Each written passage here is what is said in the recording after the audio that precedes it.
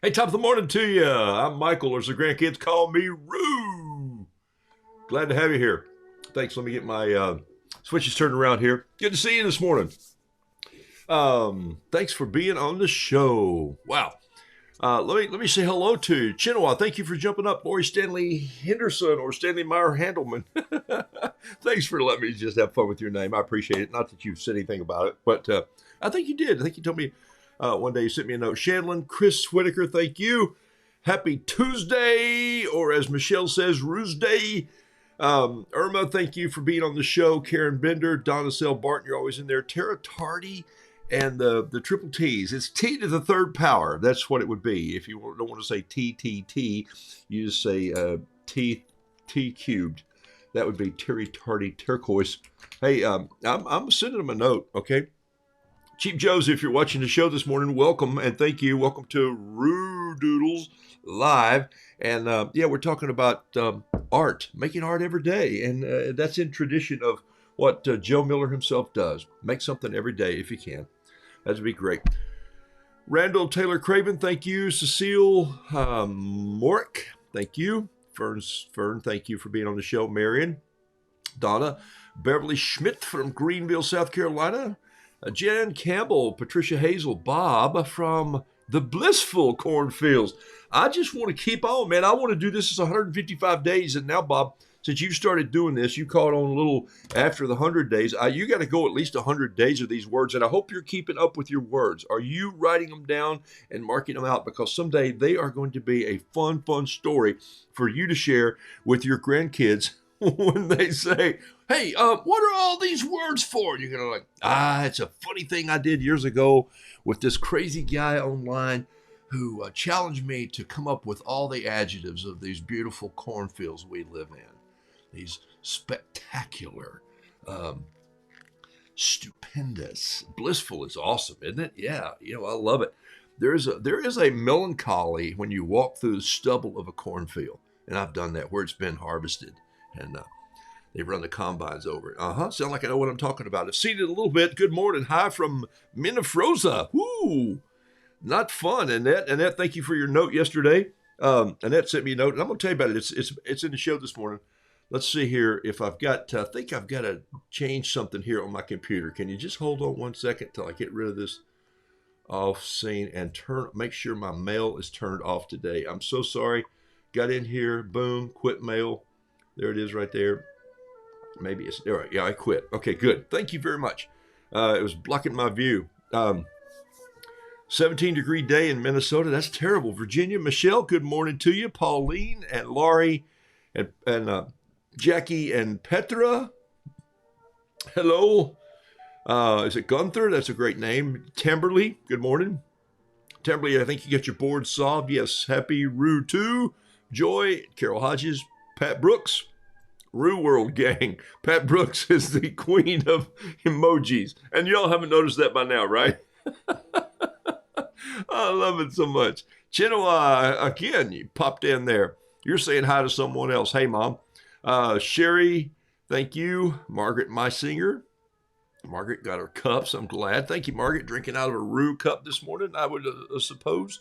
The little Roo head. He's still up on the wall over here. Linda, welcome. Ruth Ann, Alice, Jordan, good morning to you from Knox Vegas. Belinda Burke from Greenville. David Schnitzer, yo, Roo. Hey, brother. Pour me a cup of coffee, will you? Schnitzer, yesterday, I have to show you my new product I drank from yesterday. It was... it's called Coffee with Coke, or Coke with Coffee. Yes, it's a new product coming out. It's Coke and coffee. I have several coffee friends on the show. One of them is my dear friend Chip, who sent me a picture last night, who kind of started today's show a little bit, whether he knows it or not. I've actually had this painting off on the side of my wall over here. You can't see it. I'm just putting my finger on it now, but I've cut the camera shy of that. So I'm going to paint something with you. Okay, so from Denmark, Mahida, is it Madiha? Madiha from Denmark. Welcome aboard. Thank you for being here. I don't even know what time it is in Denmark. I don't even know if I had to put a pin on a map right now, I could find Denmark, but I could somewhere in the European region. And my wife goes, gosh, did you not have geography in school? I go, I did. I was just looking out the window, dreaming of being somewhere else. It's ironic, isn't it? I think that's a line from a David Wilcox song. I'm just a kid. Oh, yes, I've quoted it before. I'm just a kid who ran away to join the circus, and now I'm watering elephants. I'm just a kid who looks out the window, failing the test in geography. Mitzi, hot chocolate. My hair does grow really fast. Yes, does that mean I'm healthy, or does it mean I just have long hair? I'll pull it back if it's bothering you, okay? Good morning, and Lisa says, in less than a month, I'll be moving to South Carolina. There you go. Okay, you're not far away. Denise Albright. Wow, look at you guys. Just thank you. Lee Package, Judy, thanks for being on here. Lana, and we got a lot of Minnesota people. So put some coffee in the cup or in the cuppa and some tea, and let's go, all right? And thank you for liking the video, Sandy, Elizabeth, Paula. It's Pamela. It's Pamela. McGregor. There's a good name from Florida. That sounds like Scotland to me. McGregor. Don't you just love to say that? I did a Highland Games one time. All right, so here we go. Hey, I started out with this picture right here this morning, just letting the camera follow this, and I just threw some painting on there, the little fishing fly thing that's kind of abstract, isn't it? Look at that. And so let's talk about fishing today. What do you say? Boom, I threw that down there. Here's why. My friend sent me a fishing fly last night, and I thought, wow. Let me back up. Let me tell you how this works. Let me see if I can connect all the dots here just for a second. Let me find something to connect them on. Here we go. This little pad. I keep on here. Okay, here's the dot right here. Here's the first dot. First dot was yesterday. The first dot is a square dot or a round dot. It's I had an aunt named Dot, so she was kind of square. All right. All right, not really. She was a sweet lady. Okay. So it connected here. Yesterday in passing, I said, excuse me, I said I was the special events coordinator of the Olympics, and what I should have finished saying, the special events coordinator of the Olympic Youth Camp in '96 in Atlanta. Every Olympiad since the beginning of time, except one or two, has had a youth camp that goes along with it. Bet you didn't know that. 300 to 400 to 500 campers from nations, and I think I even messed up the numbers. I was telling somebody the story yesterday. It was 500 campers from 147 nations. I think that's how it worked out at the time. I became the special events coordinator for that camp. And so we needed a place near Atlanta so we could take them down to the Atlanta games. But we also did these crazy games with them. So we were linked up with the Olympic coordinators, and I met the commissioners and all that stuff. It was kind of a crazy time to interview. They called me in and said, "Hey, we hear you're very creative." That's always like somebody saying, "Hey, we hear you're funny. Could you tell us a joke?" They said, "We hear you're very creative. What's one of the ideas you're going to do?" And they just threw that on me. I had no idea. It was like the first day I'd been in the room with these people, and I hadn't even talked to my manager much about what we're going to do.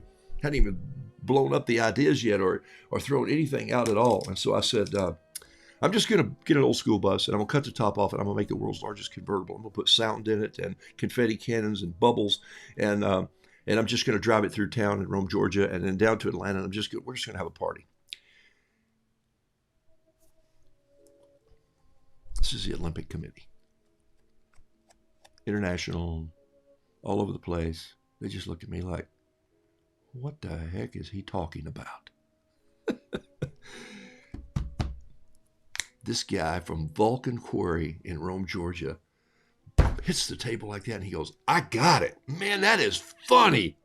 And I'm going like, "I don't know who you are, but I like you already." He said, "What can I do to help?" I said, "Find me a bus. Find me a 1970, 74, 73, an old international school bus, and let's cut the top off of it and make a world's largest convertible. Let's put 'oh boy' on the side, because in every language, everybody can say, 'oh boy.'" And so that's kind of what happened. And so now you understand why they just looked at me and said, "This guy is nuts." So that's the first dot we got to connect here. So yesterday I was telling that story, and somebody from Rome, Georgia popped up on the show, and I said, "Oh my gosh, yes, from Rome, Georgia." Wait a minute, got a camera going wacko here this morning. I got pictures all over the place. What is this going on? Just give me a second here, and I'll figure this out. It's I updated my software this morning. Again, I'm still working on computer problems. You know what that's like, right? There we go. All right. So anyway, so that's what I did for a while. So I took my family for 3 weeks in '96. We go down and I create these special events.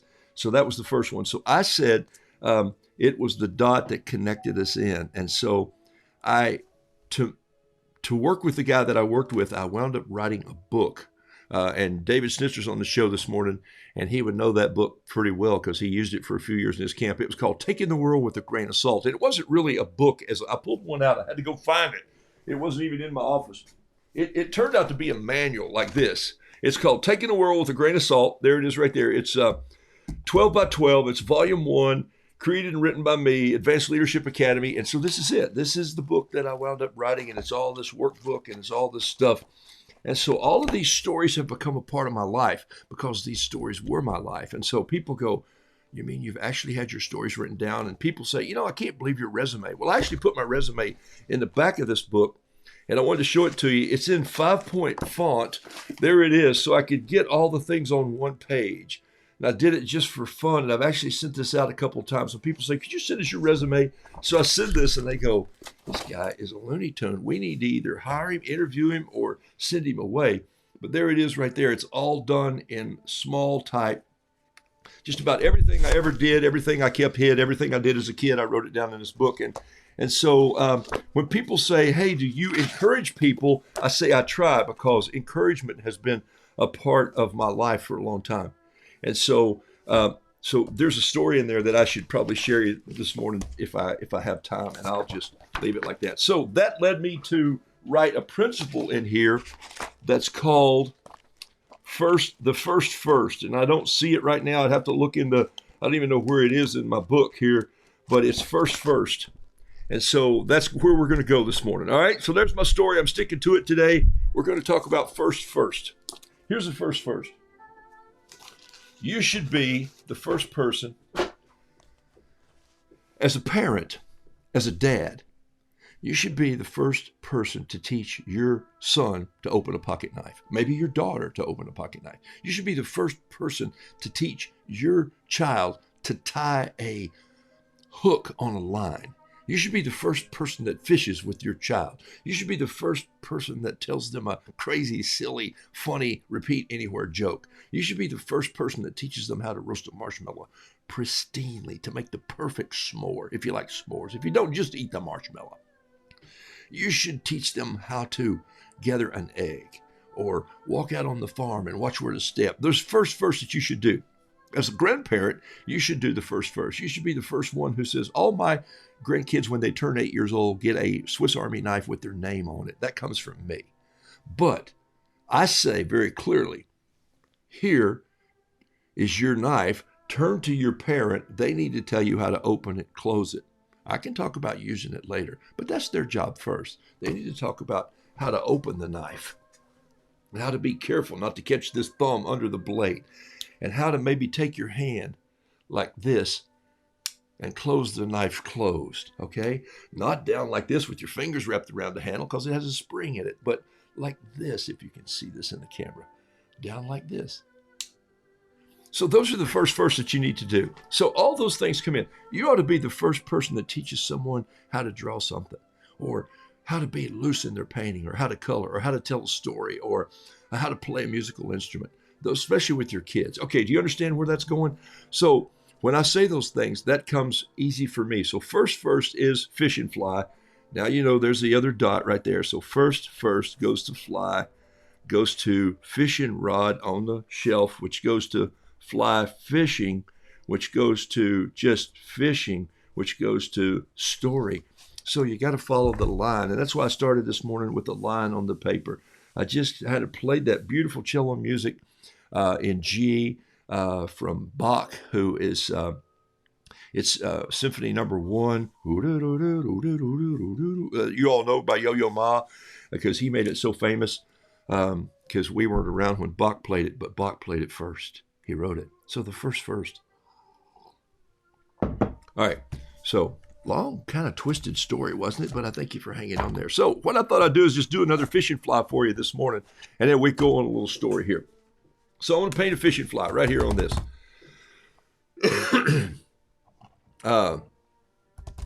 First things that you can do with kids. First things that you can do with grandkids. My boys needed to know how to make something when they left here. Grant can make all kinds of things. He can make biscuits. He can cook a steak like I cook a steak. Not that my steak's so well and right and perfect, but man, I'm telling you, when that ribeye comes out of that cast iron skillet, people want to come up and say, can I have a little bite of that? And so we cook a steak for an appetizer outside over the fire, and he's got it down. So Nathan is a designer. Aaron is an artist, and their kids are doing first things. Aaron and I, my daughter, had a little email, a text late last night where she said, I'm up late with my daughter, with our first granddaughter, writing a paper. And I went, that's never happened before. Who wove stories into your papers after midnight? I did. And now she gets to do it. Whether it feels like it's comfort or not, those are the things that kids remember. That's part of that encouragement vein that you can do, okay? All right? So here we go.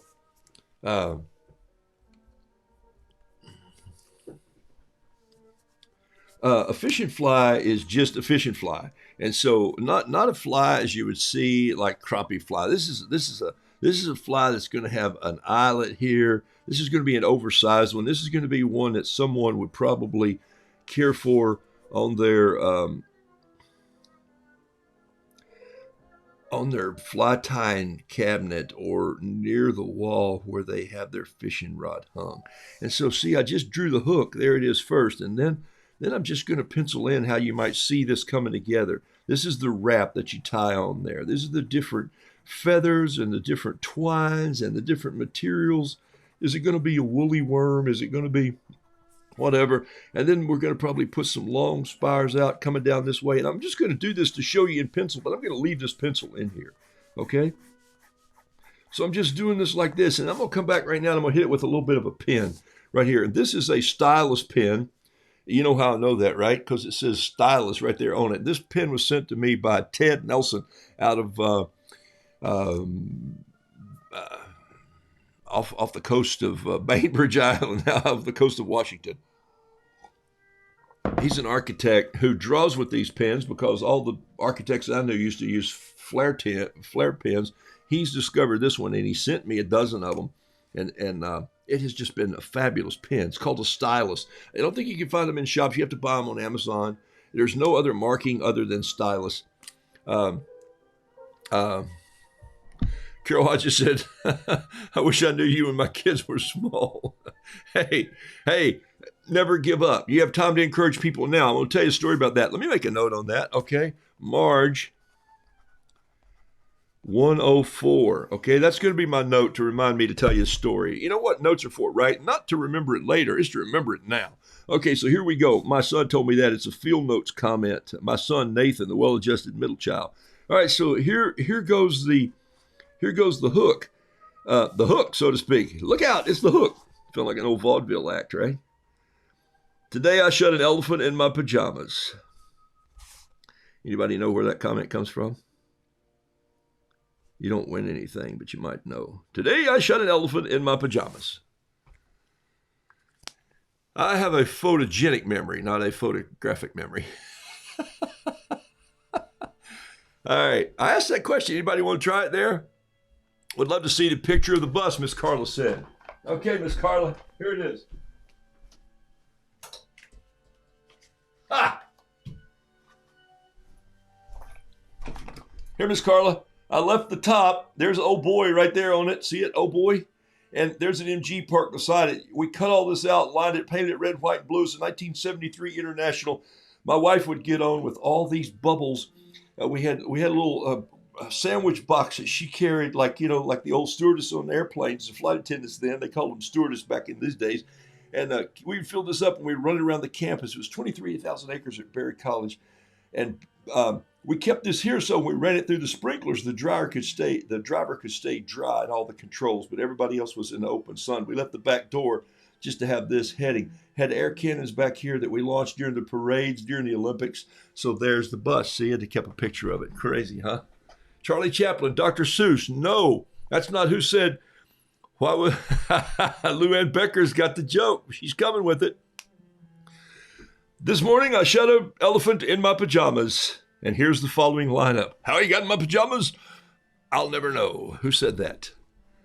No, it wasn't Monty Python.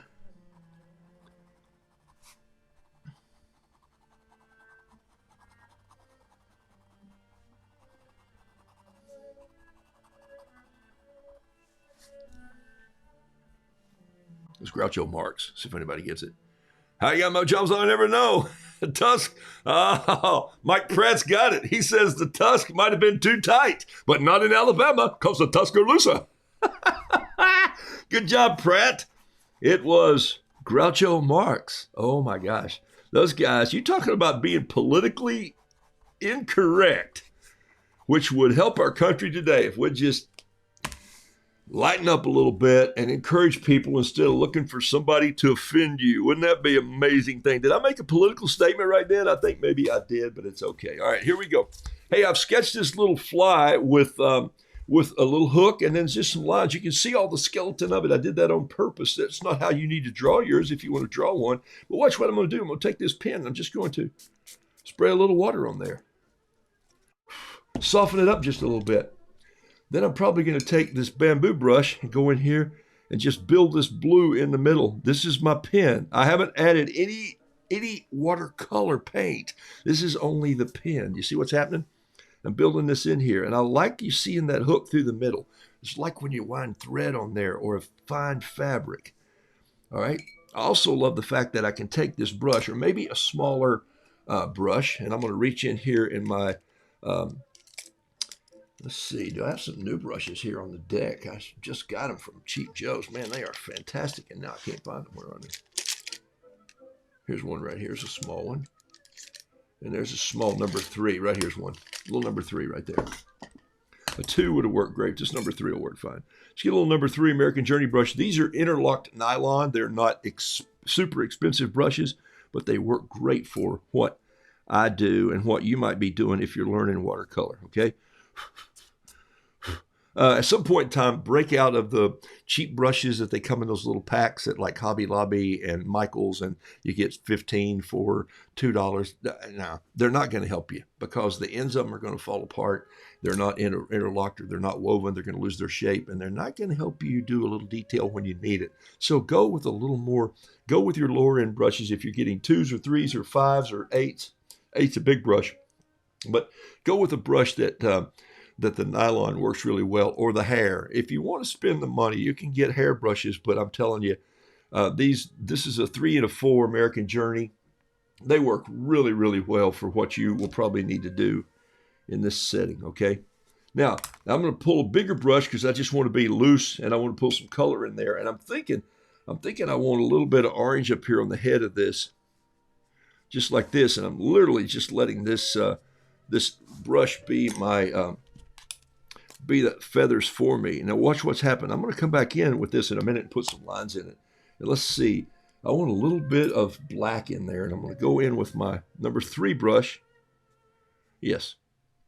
And I'm going to pick up a little bit of black, lamp black out of there, and I'm just going to go in like this.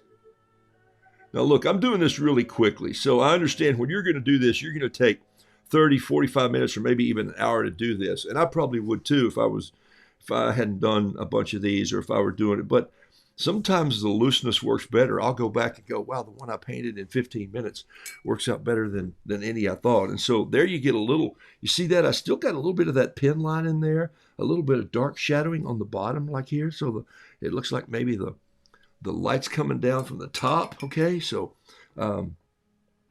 now what I might do is just get a little bit of a little red thread and come through in a second, maybe a little red thread back here like this. That's a little thick, so I'm going to clean out my brush and go in now and just pull that one spot of paint out like this. And then I'm going to put a little yellow in there too. I want this guy to be seen. He's a bright feathered one. And then I want him to have a touch of, Terry Tardy turquoise right in there, and just let that run back on the fly. Look at that. And I'm just holding it up and letting it race down the fly. It's almost following the line right down the center and making a stripe.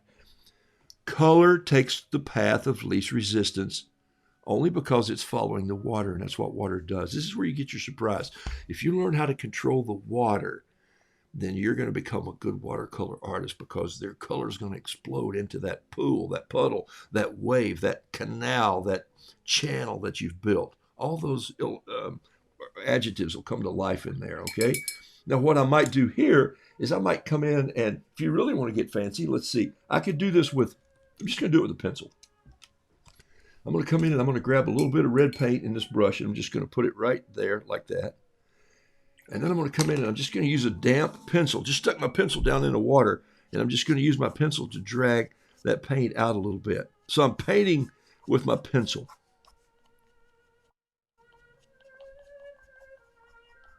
I've never painted fishing flies to classical music like this before. There might be something said for that. I don't know. I might have to start taking my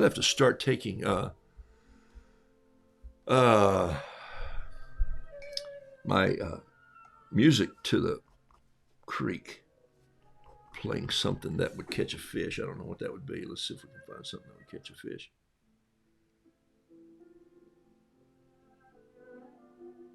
I don't think that would do it.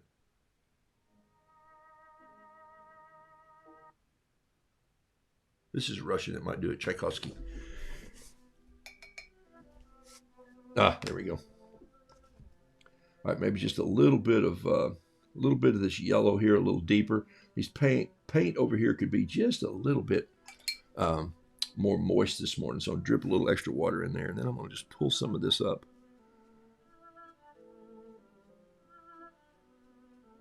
Okay, now what I'm going to do is come back with a pen.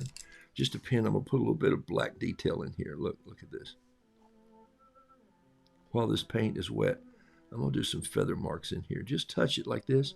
Can you see what I'm doing? I think I'm having it out of the way a little bit. Let me go in here just a little closer for you. Okay. Look, is there rhyme or reason? Am I looking to fish and fly? No. You know, I'm not trying to copy someone else's fly. that I saw in a magazine. I'm just making one that kind of looks fun to me. So I'm gonna put some stripes on here, like this is tied, and then I might come right in here and do quite a bit. Okay, this is a good looking fly. This thing, this will fly, as Wilbur said to Orville. Okay, boom, I'll be here all week. Today I shot an elephant in my pajamas, and how I got in my pajamas, I'll never know. Used to get the tusk off, but the tusks are tight. Not in Alabama. I said the Tuscaloosa. Yeah, the Tuscaloosa. Love the Marx Brothers. They were ahead of their time. They wrote stuff. You know what I think? I think Steve Martin must have studied the Marx Brothers early on. I think humor studies humor. You know, Jonathan Winters, of course, was brilliant, but he was also on that ragged line of is he with us or not? I think Robin Williams, you know, they were good friends. Robin Williams studied Jonathan Winters, and I think you'll see that that's a hard place to live there, and sad for his life. Okay, so look at this. Now I'm just going to take a pen here, and I'm just going to take I'm going to take my extra fine pen, and I'm just going to do a knot right here because I think this needs a knot in it. And there it is right there, a little piece of fishing line going out there like that. Look at that. There, it's tied around here with a little cut off there. So there's the fishing line. Could erase this little bit of pencil right here if I wanted to. Might take a little bit of titanium white and maybe just put a little spot right here. Let me see if I can get some clean out of this. My white looks like a sand spur gray or something. I don't know. I'm just making up terms now, but it's not very white. I might have to go get some different white. That's just not doing too well. But we'll try it. Put it there anyway, just as a little dot right there. And then I might just splatter some of this. Oh, that looks good. Around here. And then I might just go in with my brush and do a couple little water splatters. And throw a little water on top of that, like so. A little more time, do it up here. Don't want to be too symmetrical. You don't want to look like, oh, he measured the paper and he put a little blue spot there and one over here. I'm just not into that. I'm asymmetrical, as you know. Then I'm just going to blow on this. Let me get this camera back out so you can see what I'm doing. There it is right there. Just blowing this a little bit. Notice this blew out of there. That's okay. A little bit of green in there because you know we have green in the water. A little turquoise in the water. Excuse me, I'm still fighting allergies, so I apologize for the coughs and the hacks here. Feeling very healthy, just got sinus issues. Mercy. Okay, so there you go. There's a little fishing fly. Now, what's happening here is could be cleaned up just a little bit. That's where I blew that and it ran down. So I'm just going to take that, grab it out a little bit. I should have waited until the fly was dry, but I should have, would have, could have. I'm painting online live, and so I'll rush things just because I should have set that aside and come back to it. There's the fly. We'll come back and touch it up if it needs to. For instance, I think maybe this tail right here needs a little more orange in it. And I think it needs to be just a touch longer like this, like so, okay? So there we go. There's that. And I might come back in a minute when this is dry and create another little tie line in here like this so you can see some of the threads. In fact, I've been known to come in with a little bit of red and just put a little touch of red thread right there too. I like the way that ties off. Okay? All right. Deborah says, meeting you here online has changed my perspective in my own art. Thank you for all the hints and stories. Whoa. Well, thank you for that comment. And you could catch a shark with it, I guess. Hey, Skeeter Pal, you're not late, brother. You're just on time. Thank you for showing up this morning. Excuse me. I'm so sorry. I'm coughing into the microphone, no less. Let me get all my desk back together, and we'll do another painting here. You go like, watch this guy because he started painting roosters, and now he's painting fishing flies. Okay, so then I came along, and one day in 2006, I was looking through an art magazine, maybe in an art book, and someone had painted a fly. You know, and we did one on the show back in 100 days. When I was painting bees, I just did a fly. And I liked the fly. In fact, I loved it. I thought that is the coolest looking fly I'd ever seen. And so I decided that I would paint a fly just to try it. And so I painted a big old oversized house fly. Now I've always loved oversized props. Okay, so I'll build like the bus to me. There's something about having this little convertible showing up at the Olympics, but there's something about having a convertible bus. And you should have seen the guys that wanted to cut the top off. And I drove down to Rome, Georgia, and I said, don't cut the top off till I get there. And these guys got in there. It was like Tom Sawyer. Let us paint your fence. They were so excited about building this. And what they do, they went home and said, we're making a bus for the Olympic youth camp, 96 Olympics. So they got to build this bus. They still tell the stories like I do. It was fabulous. So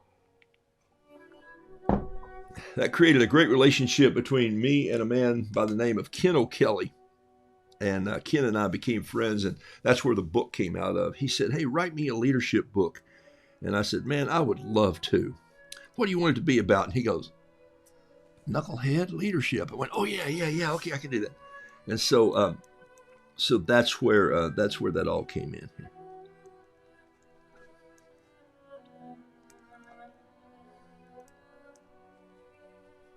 Music too loud? Do you like it? I can't tell from where I sit.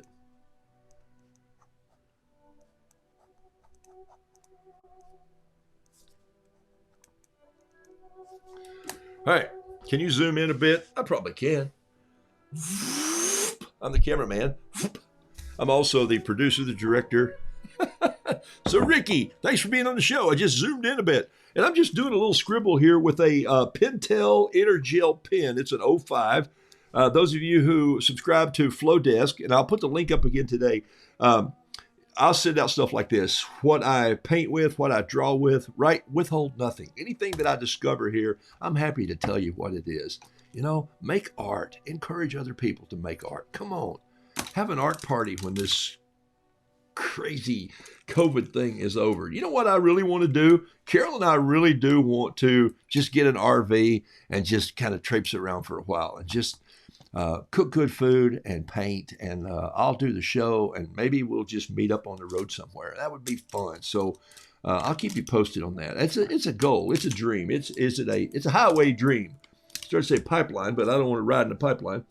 I don't remember what I was sketching with. Oh yeah, the 05. I just told you. All right, so there's my fly. He's got his legs. Remember, if you're sketching with me, you know the legs are probably going to be bigger at the top, smaller at the bottom. Sometimes that's true. Sometimes they work a little bit backwards. Flies' legs are kind of funky how they work. And so what I'm going to do here is I'm just going to go in with this. I think I'm going to go in with this pen right here. Just do a little bit of detail in the wing like so. Look, he doesn't have to be perfect. He's just he's for a storytelling. He's for imagination. Okay, so there he is. But that's not all I'm going to do with this fly. I think you figured it out already. You can already see it in your drawing.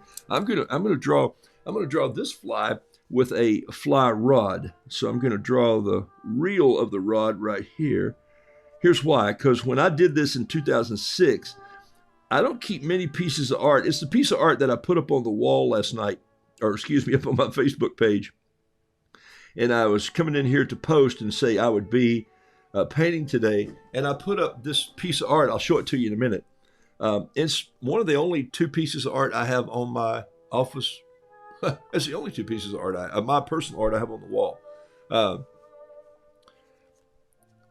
Thank you. Glad you got your mojo back in Australia. After seeing this, I think I need to start again, Chip says. No. You're the one catching the redfish, brother. And Gemma, these needle points do draw great, okay? So that was not anything that I had to do with it. It just happened, okay? So take a look at what's happening here. Do you notice I taped off this paper? Do you see that little piece of tape right there? So, but guess what I'm going to do? I'm just going to break the plane and come way out here and go down like this with this fishing rod. And so I'll show you what I'm going to finish up in a minute, how I'm going to put this together. Remember, I told you I'm not asymmetrical, I'm not symmetrical, I'm asymmetrical, so I want some eyelets on here like so. Okay, we're going to have to change this music because it's sleeping on me just a little bit here. Ah, there we go. I feel like I'm painting at the circus or something. Anyway, I just found this playlist this morning, and I don't know if I'll keep it or not, but little classical stuff, you know. Classical music, there's some kind of music goes well with painting and fly tying. And so now I'm taking my eraser and just chipping a little bit of that out right there. So just taking some time this morning. It's a Tuesday morning. I'm just working a little more on these paintings than I normally do. Yesterday I splattered paint. So there's the start of my fly. Okay. So you got flies with green heads, red heads, blue heads. This one's head's going to be a little bit of this sienna right there. There's a little sienna. Then he's going to have a little bit of green right here on his back like most flies do. And then watch, I'm just going to take a clean brush. I'm going to lay my paper towel right there. I don't think it's shadowing you too much. Here's what I laid right there because we're zoomed in. That's just for me to blot. If you see me blotting my paintbrush, it's going to be on this paper towel. Water, bop, bop, bop, 3 times. I'm just going to come in.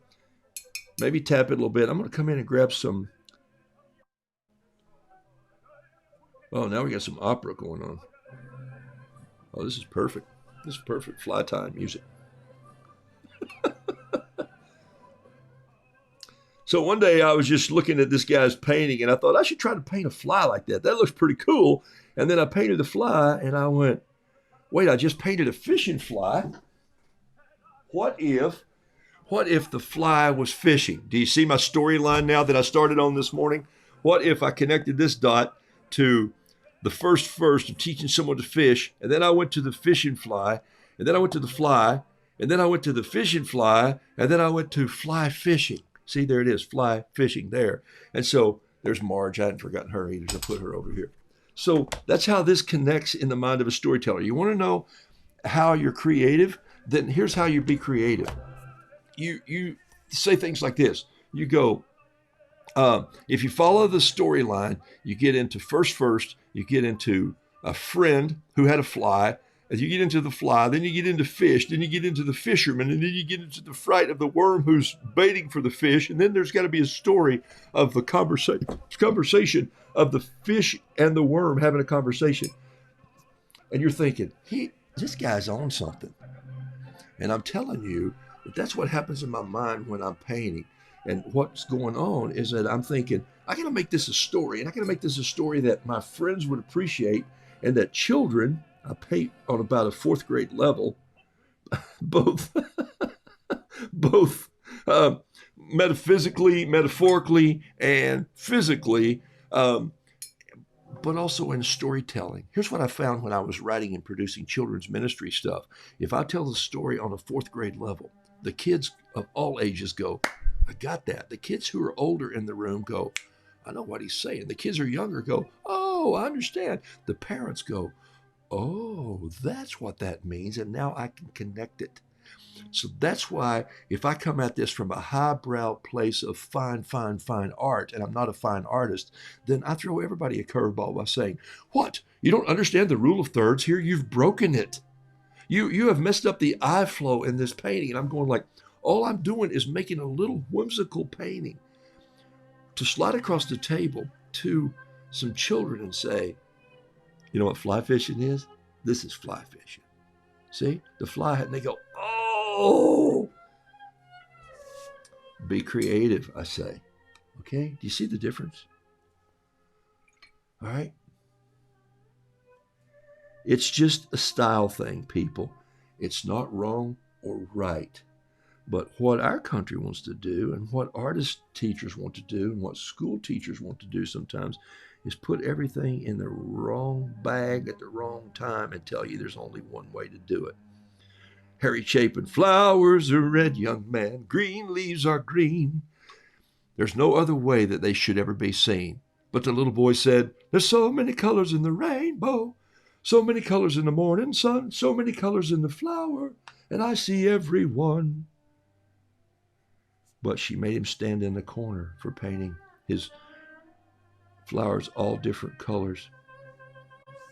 Wow, what a story, huh? That's one of my favorite songs that Harry did when he was on this planet. I miss that guy. I miss Harry Chapin. Little purple on the back of this fly is just so perfect and green. You know, look at a big old, my granny called them woozy flies. Mawhawn. We called her Maw. She called them woozy flies. Now I'm going to come in right now and I'm going to come in with a little bit of detail on this fly. And I'm going to finish this pretty fast so we can go into one more painting I want to do before the morning's over. I don't know if I can finish it. Put some eyes on there. Flies have like 400 eyes. They got all these little, they don't have too much on their heads for antenna. They got these little feelers down there that fiddle around. And, okay, can you see that? So the fly's fishing. So watch, I'm going to show you what I would do to this. What do you mean I would do to it? What I am going to do to it. Because it's my piece of art. I'm going to come in right now and I'm just going to go in these corners with some water. And maybe a little bit of blue and purple just kind of come in together like that. And just let this wash down and kind of go in here, maybe over here, maybe a little more blue there. Whoa, that was some. Okay, maybe a little bit here. Come in with this just a tad. Kind of like that purple and blue together. Is that cool? That looks like the sky some nights on when the high pressure follows a storm through.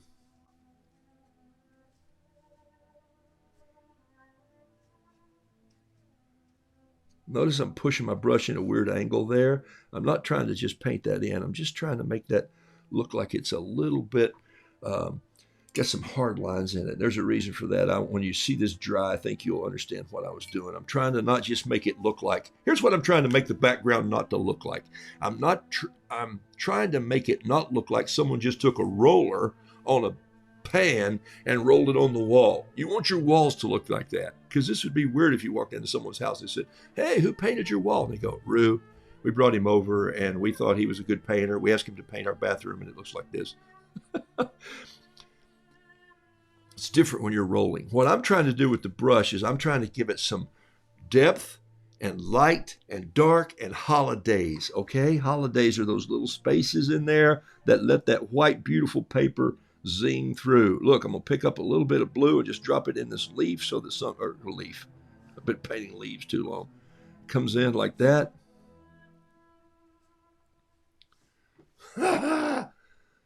He says as he leans back.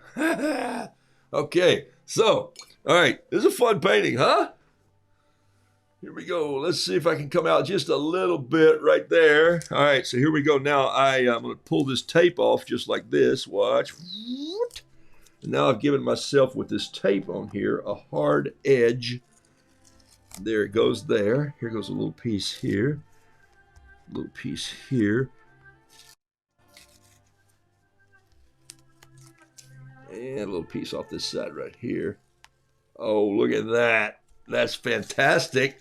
Now what if I finish the, get out of there. Now what if I finish the rod right here?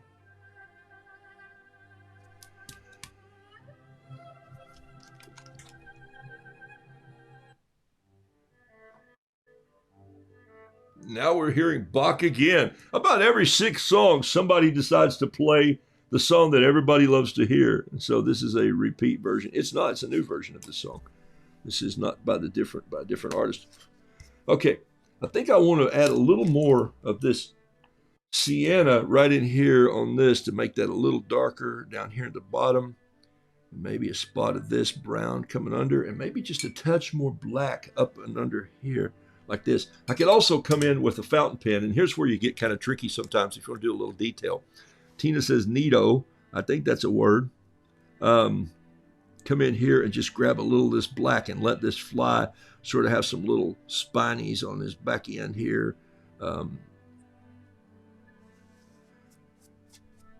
right, so now what I need to do is I need to decide the fishing line. And I think what I'm going to do for the fishing line is this.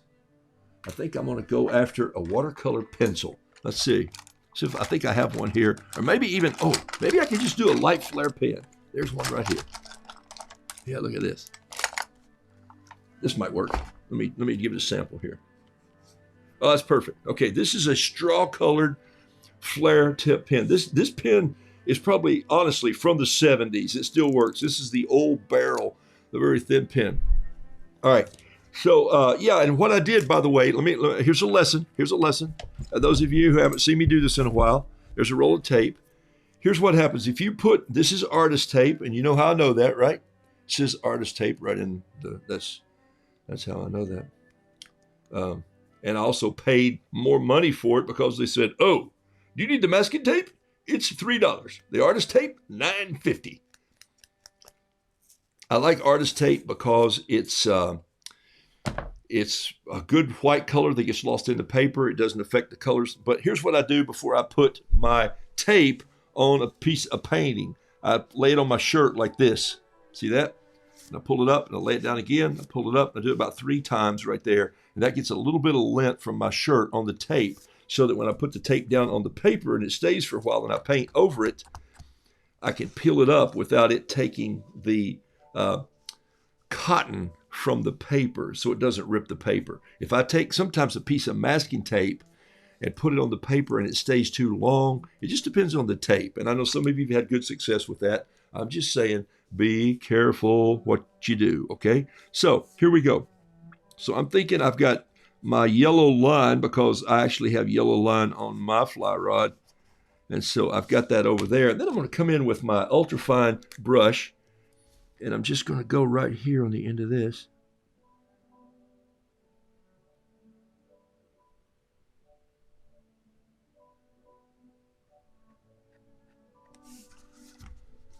Can you see what I just did down there in the corner? I just did a little fishing fly. Okay. And so now I would probably do this. I would go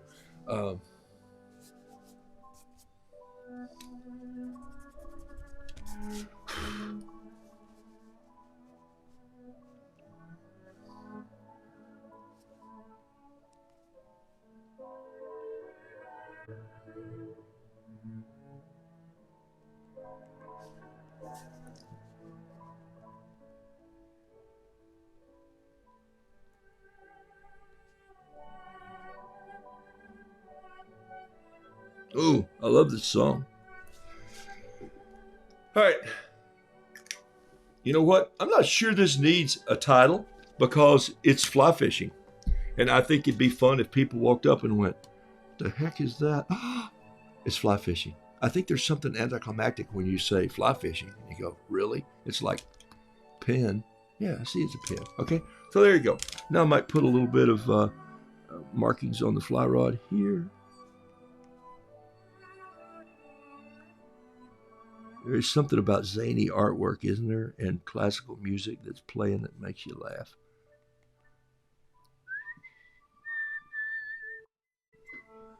All right, so there we go. There's fly fishing. So I started off with the fly. I started off with this one. Boom. Just a real splatter. This is on a 9x12 piece of paper. And there's something about this that I really, really like. And I was goofing around when I did it, and I just let it happen. Boom. And then, what did I paint next? Did I throw it over here and cover it up already? I painted this fly here, okay? A little tighter, a little better. And then now I've painted the fly fisherman. So let me see if I can do one more painting for you this morning in 10 minutes. I doubt I'll finish it, but I'll show it to you next week if I don't finish it.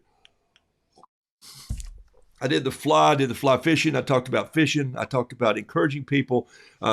First, teaching your kid to tie a fly or your grandchild or getting the parents to do that. You might be the person who has to buy the fishing rod, okay? Let me put the top back on this pen because it's been around for 30 years already. And come on, Roo Daddy. Carol Marcy, where you been? Blessings to see you back. Hey, would you do me a favor, Carol? Would you send me your address, please, on an email? Please send me your address on an email. One, I hope your foot is well and healed. The other thing is, I owe you a painting, and I think it's on the art bar. If not, I'm going to paint you one and send it to you. Please do that for me.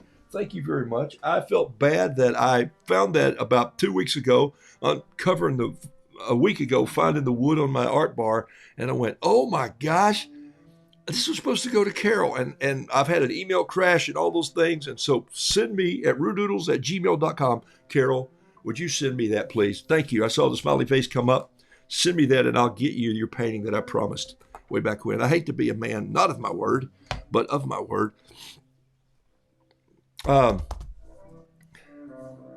If you heat the tape with the hairdryer before you pull it off, it'll soften the glue, and it'll come right off. Boy, Paulette, you guys have some amazing ideas. And actually, I would do that, but then I'd have to leave here and go downstairs and get the hairdryer. Then I have to bring it up here. Then I have to run the extension cord and plug it in. I'm going like, I just put it on my shirt. So you see, I work fast because I'm fast brain, but I love your idea. So don't let me ever stifle your creativity. And I know that works because I've used a heat gun outside to take a bumper sticker off of a friend's truck, which he should have never put on there in the first place. And he goes, I don't know, I'm going to get this off. And then just peel it right up. And you're right, that works. Okay. Chris Young, thank you. No title, excellent. John Robert Small says, well, John, yes. Sometimes on flowers, you just paint them. You don't have to say, these are flowers. It's like being a designer, right? And you just go, well, heck. All right. I got a few minutes here. Here's what I'm going to do. I'm going to just rough this painting out real fast, and then I'll come back to it because I don't think I'm going to be able to finish it. But I was thinking about drawing the water up here like this. And you can see we're underwater, and then coming in with the fishing float right here and the bottom part of the float right here, and then the little line hanging off and then going back to the bank. So you know the fisherman's up there. And this would be a bobber, some of you would call it. Some of you would call it a float. I grew up knowing it as a float and not a bobber. A bobber sounded like something I don't know, bobby pin you put in your hair or something like that. I don't know. So drop a little line down here like this.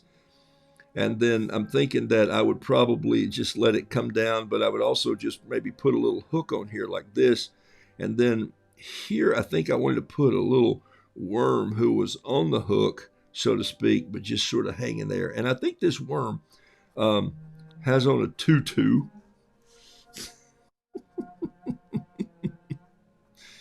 And then I thought this was my fish right here. And I'm going to draw my fish like this right here. I'm going to draw him up and then I don't do a lot of fish. You know that, right? But this is the start of my art, was that I went to meet with Liam Zen, and he said, Lustre painter man. Yes, I like your lusters. Today you love my class. We draw fish. And I go, what's wrong with you? I'm the lustre painter. And he goes, nope, not today. So yes, if I had to, I penciled this one in there so I could get all the proportions correctly. Porpoises correctly. There we go. Look at that. There's a little fish right there. He's hanging there, and they're having a conversation. And so every storyline from flying and tying flies and tying your first fishing fly on the line or your first hook on the line and bait and what you fish with and how you hold your mouth right and teaching the casting process and crow's nest of all the line taking, all of that leads to storytelling. So then you think about, if you really want to continue this thing, once you throw the line out there and it has bait on it, what's the conversation lend itself to then? Come on. This is the life of an artist, to put together a story and write the right lines. Don't you appreciate it when you're watching a television show and the script is so remarkable and someone has thought of everything and you go, right here, I'd say this, and you go, oh, they said that, but I didn't think of that. That was brilliant. I love it when that happens. You as the artist are supposed to connect those dots. I'm going to do the dots one more time. Don't forget, I'll tell the story of Marge. I'll finish with that. Thank you. I wrote it down here. Follow this line. First, the fly. I drew a picture of a fly, and then I wanted to go fly fishing. And then I thought, what if the fly was fly fishing? And then I drew a fly, and then I put the two together, and then I found the bait, and I took the fisherman out, and then I'm going to teach a kid to fish, and I'm going to go out, but there has to be a story. What do you think that fish is saying to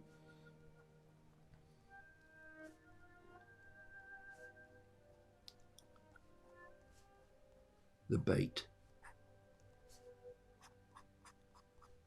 Is he doing a one-liner? Hey, today I caught a fish in my pajamas.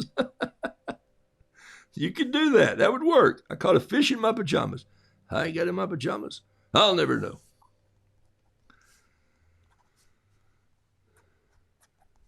All right.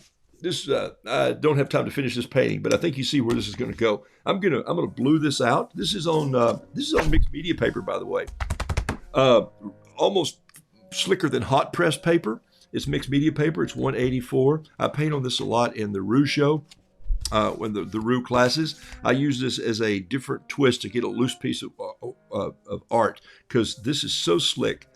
This is 140 pound. This is 184 pound, but this is cold press. This is cold press.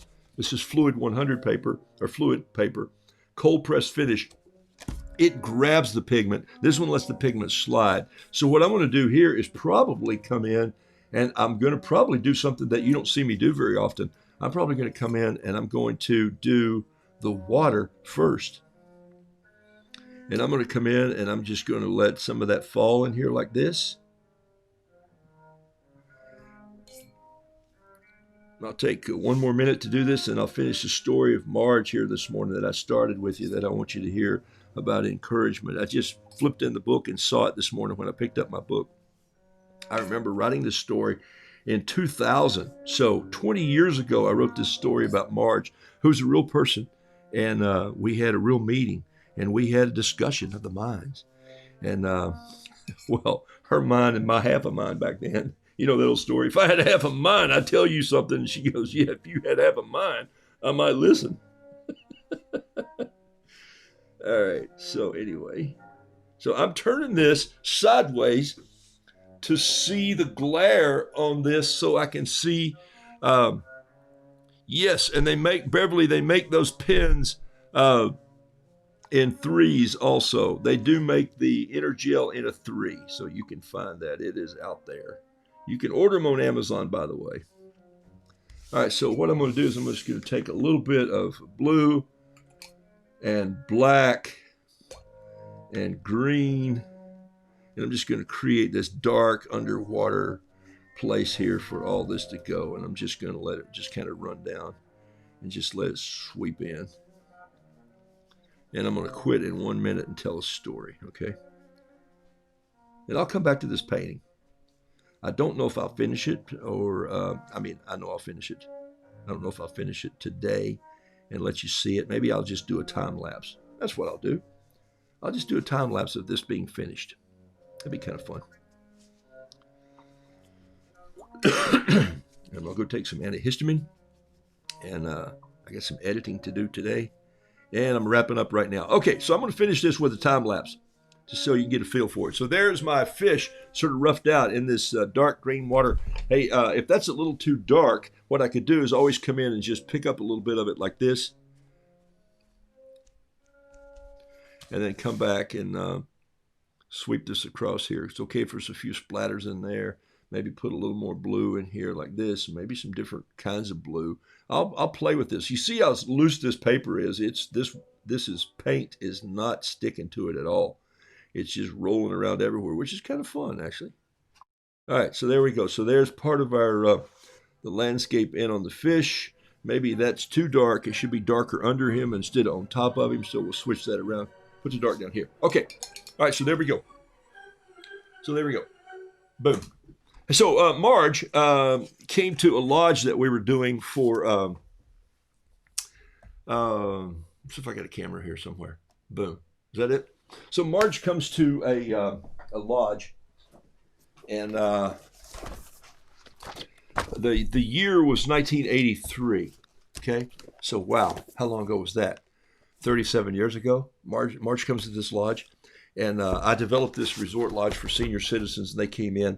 And here's the story. The story's actually written here in this book. I think you can probably see it. I just laid it on the counter again. It's called Taking the World with a Grain of Salt. And the whole thing is salt is very important in our lives. And so out of that came this spring of encouragement. And so here's what happened. We took a weekly program, and that weekly program with our guest was to take this old 80 Ford tractor that I had, and I built a wagon. And the wagon had these soft rubber tires, and it had seats around it that all had cushions. And some of them had seat belts because, well, when you're 85 to 105, and that was the age group of people who came to this lodge, they couldn't hold on as well. So we just strapped them in, and we took them very slowly down the road. We pulled them into a friend's farm who had 100 sheep, 5 llamas, 2 camels. It was like going to the Holy Land and seeing the Nativity. That's what it was like. It was just remarkable. So it was the Claxton's farm, and we would take them all there. And so one day we're putting it together, and the staff recommended me that we would have to leave Marge behind. You can't take Marge with you today, they said, because, well, Marge is, we've had old people here at the lodge. I mean, and Marge is 104 years old. And she had a sprite about her and a wit about her and a style about her that 3 days into this camp with them, I loved it already. And so I said, okay, I'll go have the talk with Marge. And so I go over and I say, Marge, can you step over here with me for a second? And we stepped over to the outside. Everybody's boarding up. The tractor's on the portico, and they've shut it down from idling, and everybody's climbing on these little steps, and they're all sitting on these seats, and they're laughing, and they're just putting some drinks in there. We're going to sort of picnic at the farm with all these animals. And I said, Marge, we're getting ready to go on a hayride. And it's bumpy. It's rough. And it'll rattle your bones, Marge. You know what I mean? It'll rattle your bones. And she said, oh, wow. And I said, Marge, your staff from the place in Florida, they don't think that you can take this ride. They think that it's probably a little too rough for you and that it probably wouldn't be safe if you were to go. And we just don't want you to slip or fall or have some sort of, and I'm going on, I'm trying to just ease into this thing. And she says to me, as she's looking out across the deck and onto the rolling hills, she goes, hayride. I haven't been on a hayride since I was 17. Oh, are we going to sing? I said, well, we'll be singing some old songs and the guitar's there. And she said, singing on a hayride, not since I was 17. Do you know how long ago that was? And I said, yeah, Marge, but and she said, let's go on a hayride. Man, it got to my soul. And I thought, you know what? Let's go on the hayride. So I took the staff. I went over and I said, put Marge in the wagon. She's going on the hayride. So this nurse comes over and she grabs me by the arm. And I'm managing the place. She says, you will kill Marge. And I said to her, what a way to go at 104 on a hayride singing old folk songs. Let's go. And man, she gave me that look that if looks could kill, the whole neighborhood would have fallen over. It was that look. And so we got Marge in there. We put a seatbelt on her. We got staff on either side of her to sort of steady her frail little body. And we took it very slow. And I went over and I said, James, drive this tractor, man, like you're hauling angels. And you got to be careful with them because they may be fragile. And so, because they are. And he drove the tractor down. We went up the hill, and everybody's sort of steadying Marge. And it became can Marge make it? And can we celebrate Marge's trip? She came back and with stains of tears from the dust on the gravel road. And she said, that was the highlight of my life. And she never stopped talking about it. A year later, Marge died. But she never stopped talking about the greatest day in her life at 104. I took a hayride. Today, when you take your last sip of tea, your last cuppa, do a favor. Would you think about a friend of mine named Michael? Not me, but another Michael. Just lift up a prayer for him. He's 28 years old. Would you do that today? He needs it. His family needs it.